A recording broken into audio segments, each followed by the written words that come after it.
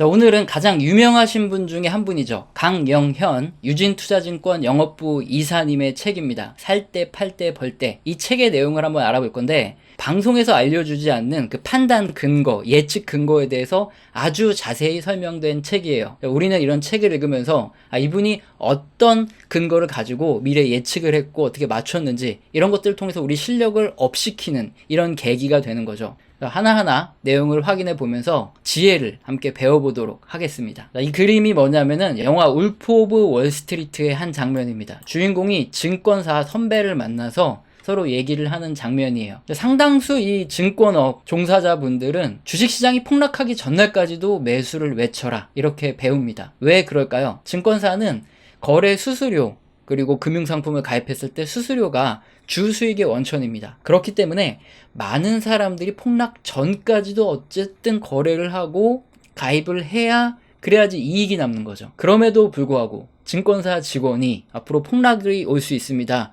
돌아가세요. 주식 파세요. 거래하지 마세요. 이런 얘기를 하는 사람이 있다.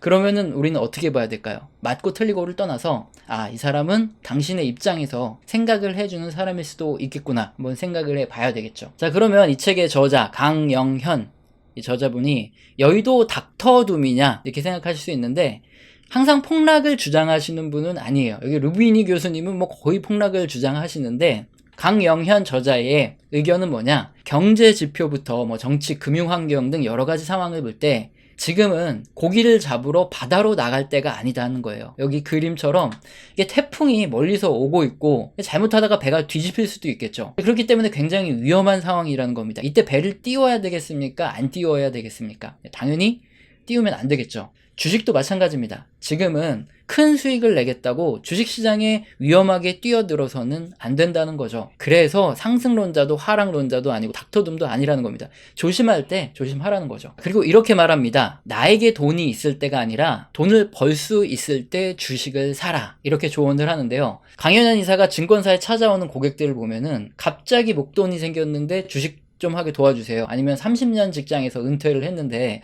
나 주식이나 좀 해볼까 하는데 좀 도와주세요. 이런 식으로 찾아온다고 합니다. 15년 동안 이 증권맨을 했던 이 저자가 겪었던 공통적인 부분, 고객들은 대부분 주식시장이 굉장히 안 좋을 때는 안 와요. 그러다가 거의 최고점 부근에서 관심을 갖고 대부분 이때 찾아온다는 거죠. 그러면 남은 건 폭락밖에 안 남아있는데 그때 가장 많은 사람들이 오더라 이겁니다. 강현영 저자는 이렇게 설명을 한다고 합니다. 만약에 고객이 투자를 하려는 시점이 그림의 원달러 환율이 바닥을 치고 딱 상승하기 직전이다. 그러면은 어떻게 해야 될까요? 제가 화살표로 그림을 그렸는데 파란색이 원달러 환율이고 노란색이 코스피예요. 근데 그림 딱 봐도 서로 반대로 움직인다. 원달러 환율이 바닥을 치고 올라간다 그런 소리는 주식시장이 고점을 찍고 떨어질 수도 있다. 이 소리예요. 근데 고객들이 그런 상황에 찾아왔다 그러면은 주식시장 앞으로 떨어질 수 있으니까 당연히 말린다는 거죠. 왜 그러냐? 글로벌 경제가 막 회복을 해요. 그러면 한국의 수출이 증가합니다. 그래서 국내 달러가 많이 유입이 돼요. 그래서 원화 강세가 됩니다.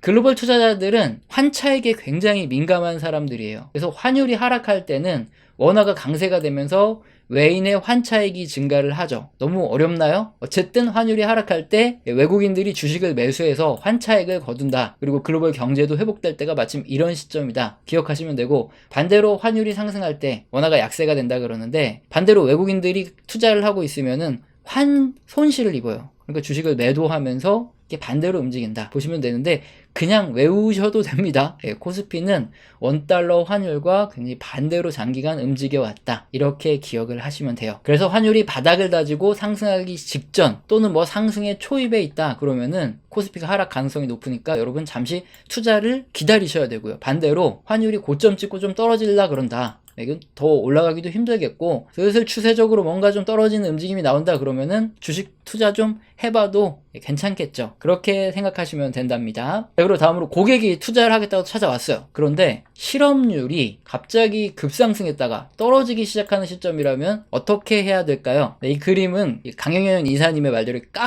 실업률을 까꾸로 돌린 그 주식 채권입니다. 이게 굉장히 어렵게 보이는데 한마디로 얘기하면 이 다음 그림과 같아요. 실업률이 쫙 올라간다는 소리는 뭡니까? 사람들이 실업을 많이 해요. 그러니까 경제가 어려우니까 실업률이 높아지는 거예요. 그러면 주식시장은 빠지고 반대로 실업률이 고점을 딱 찍고 뚝 떨어져요. 사람들이 취직을 잘한다는 소리죠. 그럼 경제가 좋으니까 주식시장이 올라가요. 이렇게 실업률이 낮아지는 시기, 실업률이 고점 딱 찍고 쭉 떨어지는 이런 시점에 고객들이 찾아왔어요. 주식하겠다고. 그러면은 주식 투자를 시키는 게 맞다는 거죠. 자, 그리고 다음으로 고객이 투자를 하겠다고 찾아온 시점이 그림처럼 이게 장단기 금리입니다. 이건 그림만 기억하셔도 돼요.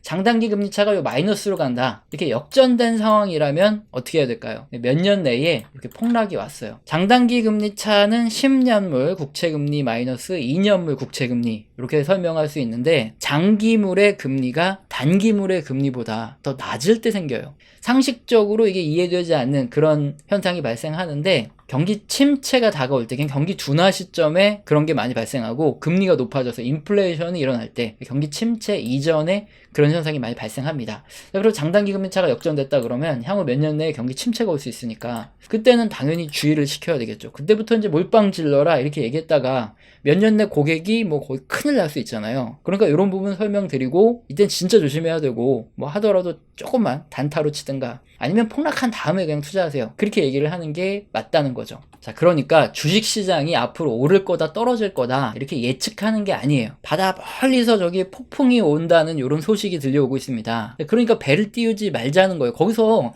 폭풍이 올 때도 배를 띄워서 물고기를 잡아가지고 오는 사람도 있어요. 지금 뭐 주식시장이 앞으로 폭락이 할지도 모르는 상황에 뛰어들어서 돈을 버는 사람도 있다는 거죠. 그런데 만약에 폭풍이 오면 어떻게 돼요? 배가 뒤집히고 죽는 거예요. 주식시장도 마찬가지입니다. 앞으로 폭락이 올 수도 있는 환경에서 몰빵 해가지고 막 주식 투자를 하다가 갑자기 폭락이 오면 역시나 죽는 게 마찬가지예요.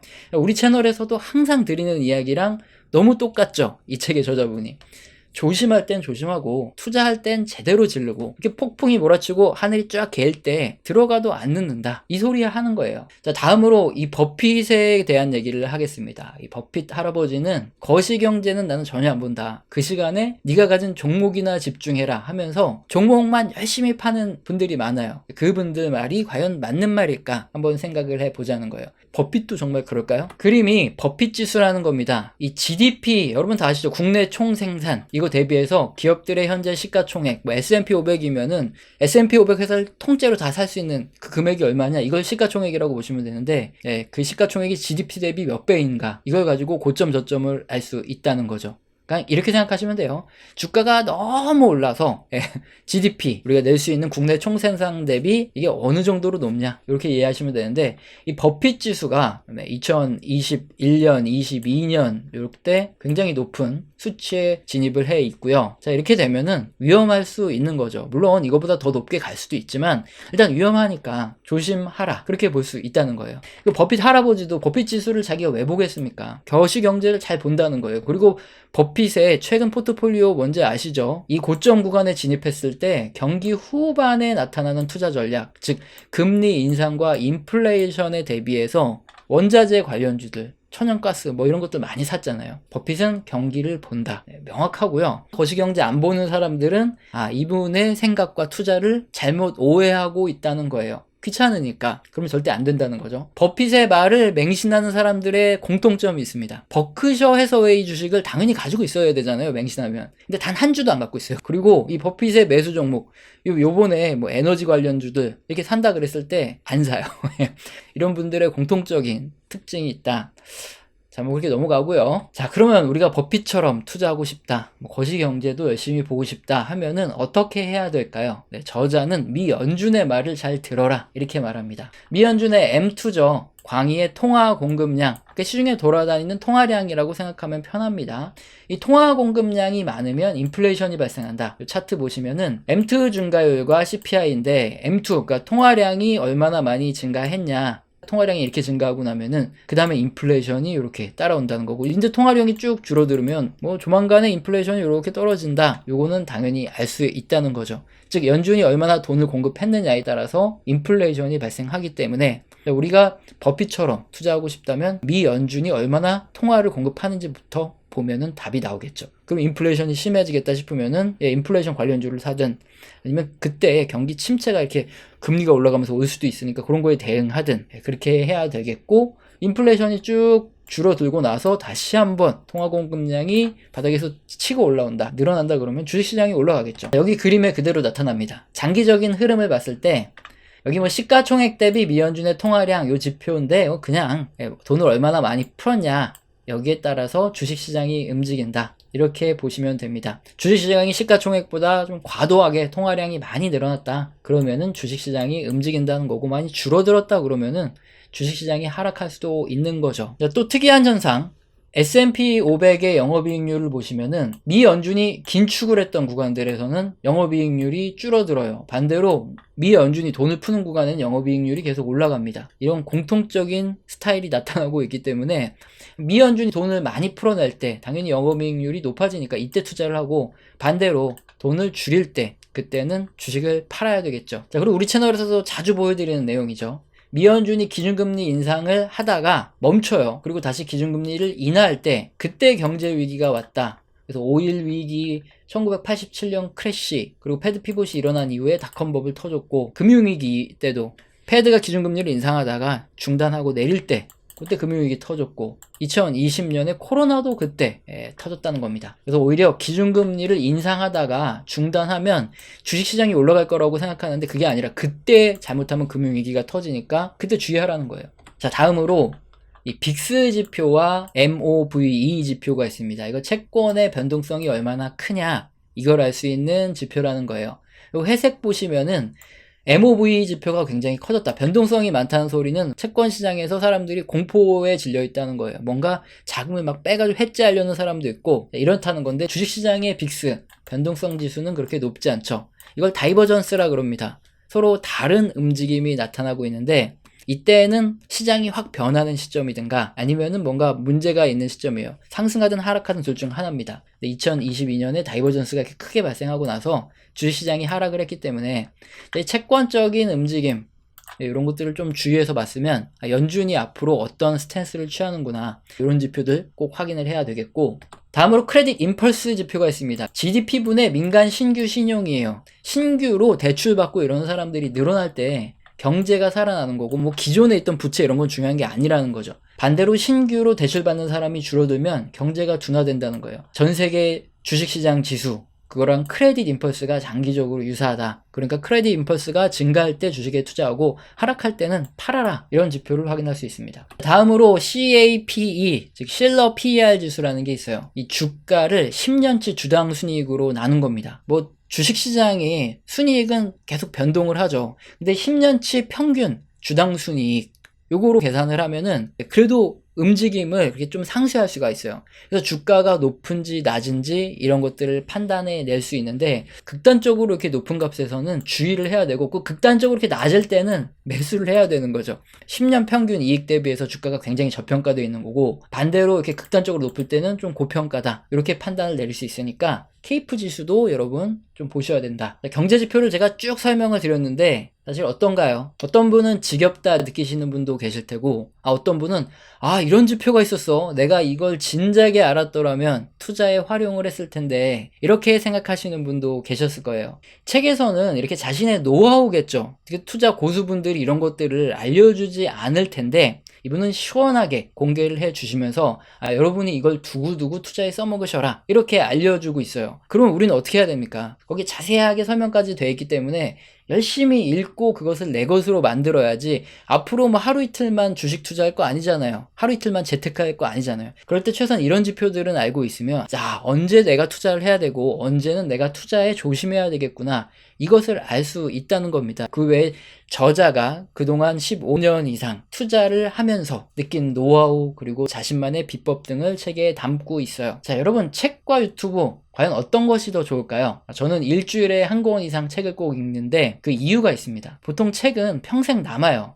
그래서 혼신을 다해서 쓰게 됩니다. 책을 읽어보면 그 사람을 평가할 수 있을 정도로 책이 그렇게 중요하다는 거죠. 그러니까 책은 잘 팔릴 걸 기대하는 경우보다는 솔직히 자신의 생각 그리고 자신의 노하우 또 자신의 정수를 담는 경우가 굉장히 많아요. 그렇기 때문에 책 한 권을 잘 읽으면 그 사람의 지혜를 그대로 배워서 얻기 위해서 세상을 바라볼 수 있는, 즉 우리의 지식과 지혜를 좀 더 빠르게 업그레이드 시킬 수 있다는 거죠. 반면에 유튜브는 솔직히 말씀드려서 조회수가 굉장히 중요합니다. 그러다 보면 악마의 편집이 나올 수밖에 없어요. 진짜 중요한 것들, 이런 것들, 어째서 경제지표만 쭉 설명드리다가 제가 적당한 시간에 끊었는데 경제지표가 더 있어요. 그런데 그것까지 전부 다 설명드리면 굉장히 여러분이 지겹고 재미없으실 수 있기 때문에 그 흥미를 가지시고 딱딱 눈에 들어오는 지표들만 설명을 해드린 거예요. 이렇게 진짜 중요한 것들은 지겹고 재미가 없습니다. 하지만 이게 바로 우리의 투자에 살이 되고 뼈가 되고 하는 정말 중요한 정보들이라는 거죠. 자, 살 때, 팔 때, 벌 때 이 책의 저자 강 이사님은 우리 채널의 의견과 너무 유사하죠. 네, 또 같은 의견을